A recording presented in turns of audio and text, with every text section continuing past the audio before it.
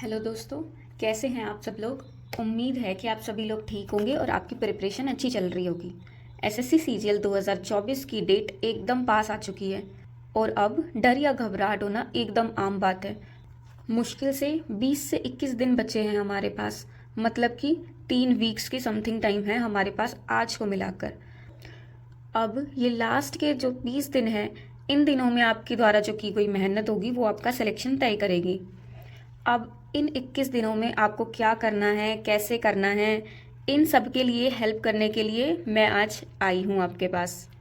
तो देखो, हमारे पास अभी तक 3 कैटेगरी के बच्चे होंगे।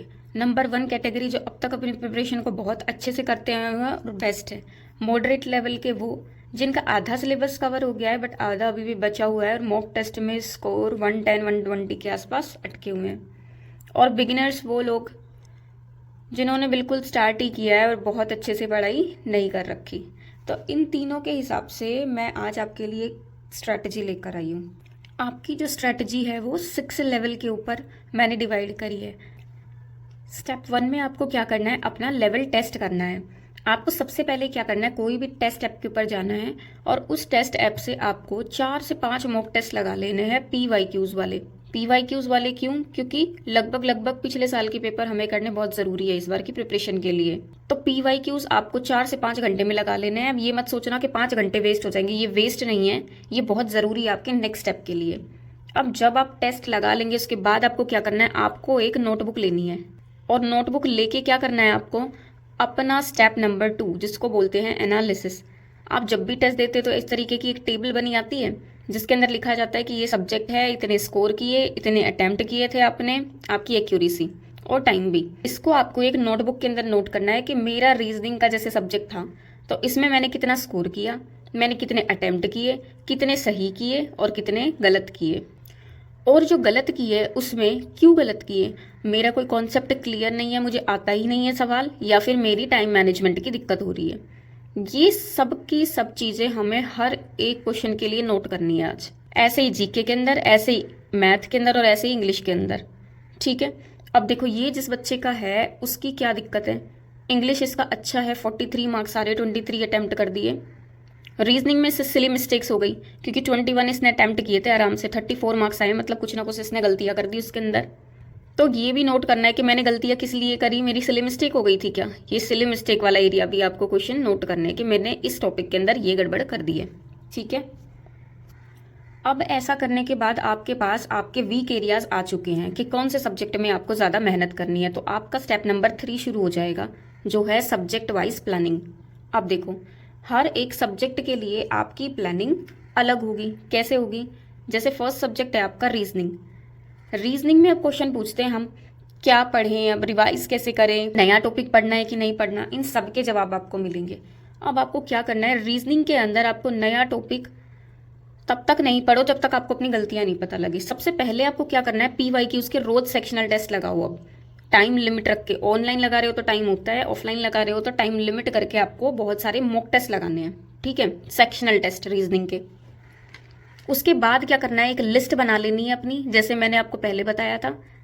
उसके अंदर ये टॉपिक लिखा, टॉपिक के बाद हमने कितने अटेम्प्ट किए, हमने कितने सही किए, उसमें कितने गलत किए और गलत करने का कारण। ठीक है, ये आपको एक टेबल तैयार करनी है अपनी। अब जैसे मान लो आपको 3 टॉपिक में प्रॉब्लम आ रही है, क्योंकि अगर आपने अब तक थोड़ी बहुत भी पढ़ाई की है ना, तो मैं ये मानती हूँ कि आप कम से कम रीजनिंग में 21 से 22 क्वेश्चन आराम से लगा लेते होंगे। बाकी दिक्कत कितने में आती है, 3 से 4 क्वेश्चन में दिक्कत आती है रीजनिंग में फुल स्कोर करने के लिए। तो नॉर्मली क्या होता है ना, बच्चों को सेट बेस्ड के अंदर प्रॉब्लम आती है, जो सेट बेस्ड वाले क्वेश्चन होते हैं 3-3 वाले।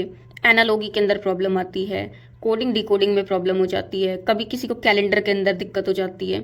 तो वो टॉपिक आपको अपने ढूंढने हैं कि मैं गलत किस में कर रहा हूँ, क्योंकि सही तो आपको आते हैं।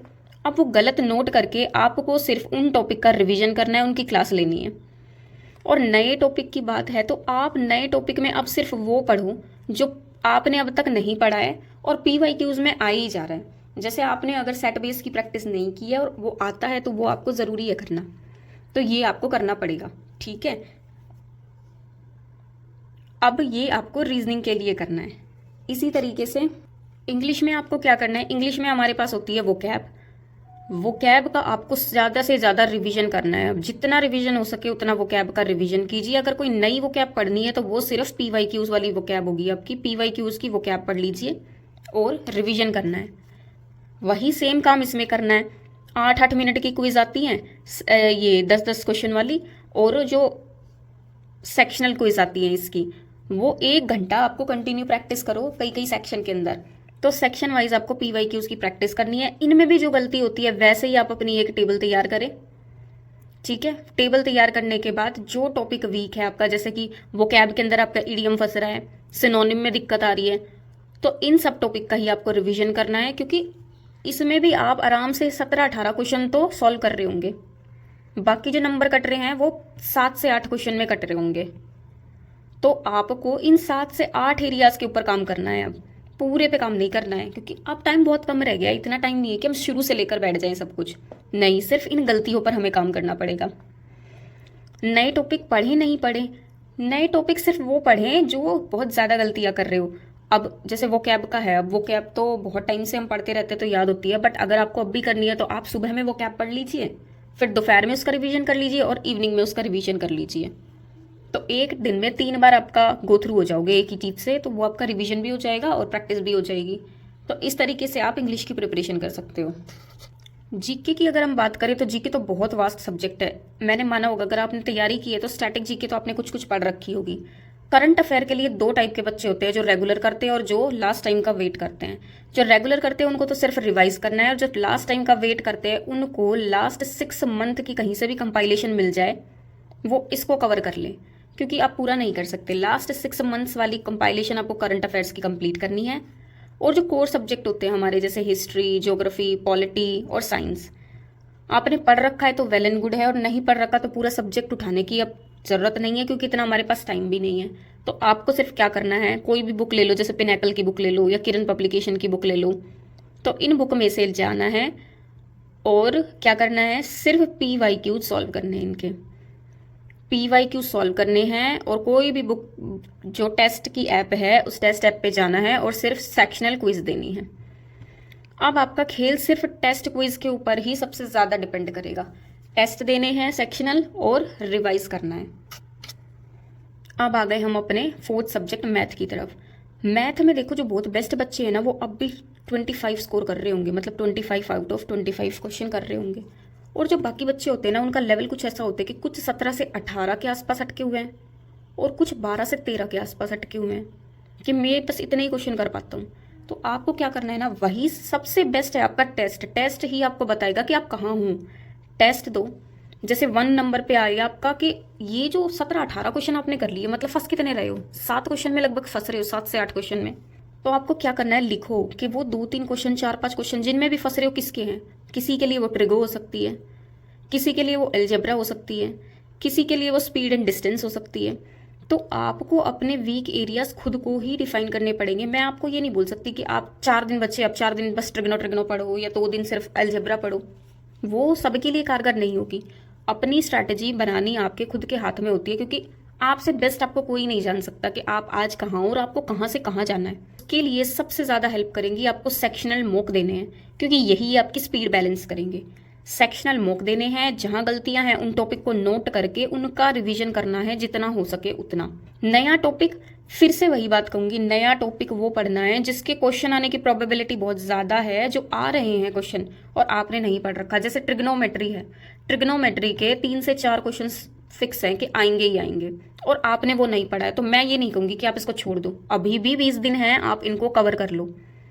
कम से कम 3 से 4 नहीं तो इसमें से 2 क्वेश्चन तो अटेम्प्ट कर पाओगे, और अगर अच्छे से पढ़ा तो क्या पता 4 के 4 अटेम्प्ट कर लो। तो ये सब आपके ऊपर डिपेंड करेगा। तो मैं बिल्कुल नहीं कहूंगी कि आप नया टॉपिक ना पढ़े, पढ़ ले, मैथ के अंदर आप पढ़ ले और प्रैक्टिस करें, प्रैक्टिस से ही होता है। सब्जेक्ट वाइज प्लानिंग करने के बाद आपके पास आता है आपका step number 4, time bound target. अब आपने अपने सब वीक एरियाज कवर कर लिए ना, देख लिए कि मेरे को मैथ में यहाँ दिक्कत है, रीजनिंग में यहाँ दिक्कत है, तो अब आपको अपनी टू डू लिस्ट बनानी है। इसमें आपको लिखना है नंबर 1, मेरे को रीजनिंग में ये टॉपिक करने हैं अब, ठीक है। वैसे ही मैथ के अंदर मेरे को ये टॉपिक पढ़ने हैं। तो आपको टाइम बाउंड टारगेट बनाने बहुत ज़रूरी है। ऐसा क्यों बोल रही हूँ मैं आपको, आपने नोट किया होगा या याद होगा, जब भी हमारे स्कूल या कॉलेज में एग्जाम आते थे उस टाइम पर हम एक ही दिन में इतना पढ़ लेते थे जितना पूरी साल कभी नहीं पढ़ पाए। क्योंकि इस टाइम हमारा माइंड इतना शार्प हो जाता है कि हम जो भी पढ़ते हैं ना सब हमें याद होने लगता है, ऐसा लगता है जैसे बस सब कुछ हो गया। तो ये साइंटिफिक रीज़न है इसके पीछे। जब हमें टाइम लिमिट मिलती है ना तो हम उस काम को उसी फ्रेमवर्क के अंदर करने की कोशिश करते हैं कि जितना जल्दी हो सके बस इसी टाइम के अंदर मेरे को करना ही है। डेडलाइन मिलते ही हमारी काम की स्पीड फास्ट हो जाती है। बस आपको यही ध्यान में रखना है। अब स्टेप 5 आपका क्या रहेगा? डेली टारगेट की चेकलिस्ट। डेली टारगेट की चेकलिस्ट में क्या होगा? अब आपने टारगेट बनाए थे पिछले स्टेप के अंदर, आपने लिख रखे हैं, अब आपको एक टिक लगाना है। जैसे एवरेज आपने लिख रखा था तो वो हो गया, टिक लगा दो। एक बोट एंड स्ट्रीम के क्वेश्चन आपसे गलत हो रहे थे, आपने पढ़ लिया, उसको टिक लगा दो। इससे क्या होगा? एक तो सेल्फ कॉन्फिडेंस आएगा, ऊपर से आपको पता लगेगा कि आप कितना अच्छा कर रहे हो। ठीक है, ये वाली चीज़ें बहुत ज़रूरी है। अब इस टाइम पे क्या नहीं करना है, आपको बिल्कुल भी पैनिक नहीं होना है कि कम टाइम में आप क्या करेंगे। सोशल मीडिया को जहाँ जितना हो सके उतना अवॉइड कर दो। स्ट्रेस बिल्कुल नहीं लेना है, लेजीनेस नहीं होनी चाहिए अब, क्योंकि अब सिर्फ 20 दिन है। अब इतना टाइम नहीं है कि आप एक दिन में 1 घंटा पढ़ो और आपको हो जाएगा। आपको 10 से 12 घंटे विग्रस करना ही पड़ेगा, मेहनत। ऐसे ही नहीं मिलेगा एग्जाम में रिजल्ट आपको। और हाइड्रेटेड रहना है, बहुत ध्यान रखना है अपना, क्योंकि एग्ज़ाम टाइम के अंदर अगर बीमार हो गए तो बहुत दिक्कत हो जाएगी।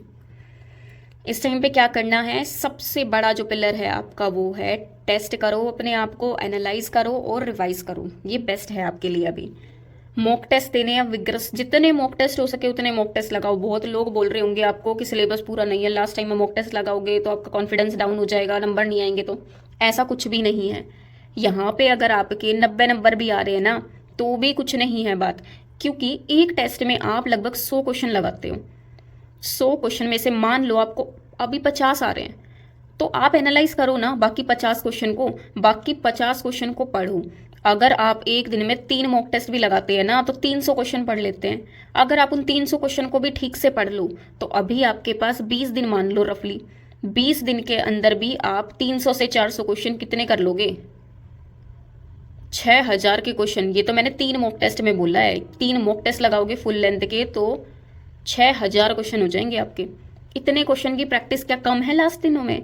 नहीं, आपको बल्कि टॉपर्स जो होते हैं वो 4 से 5 मॉक टेस्ट लगाते हैं, क्योंकि गेम चेंजर सिर्फ ये मॉक टेस्ट ही है। मॉक टेस्ट दो और इसका एनालिसिस करो और जो टॉपिक में गड़बड़ है वो करो, तभी आपका स्कोर इंक्रीज होगा। 10 से 12 घंटे की स्टडी आपको करनी है, बहुत ज़रूरी है। और जो सबसे बड़ी बात अब में अपना सेल्फ कॉन्फिडेंस होना बहुत ज़रूरी है। सेल्फ कॉन्फिडेंस के बिना कुछ भी नहीं होगा। अब दोस्तों, आपकी दोस्त होने के नाते, आपकी बहन होने के नाते मेरा फ़र्ज़ था कि मैं आपकी हेल्प करूं, क्योंकि बहुत बच्चे परेशान हो रहे हैं। आपको डायरेक्शन देना मेरा फ़र्ज़ है और वो तो मैं हमेशा करती रहूँगी। आप भी मेरे परिवार का हिस्सा है। क्या है कि दिन में बहुत सारी क्लासेस हो जाती है, काम हो जाते हैं, तो वीडियो रिकॉर्ड करने का टाइम नहीं मिलता। बट इसका मतलब ये नहीं है कि मैं आपके साथ नहीं हूँ, मैं आपके हमेशा साथ हूँ।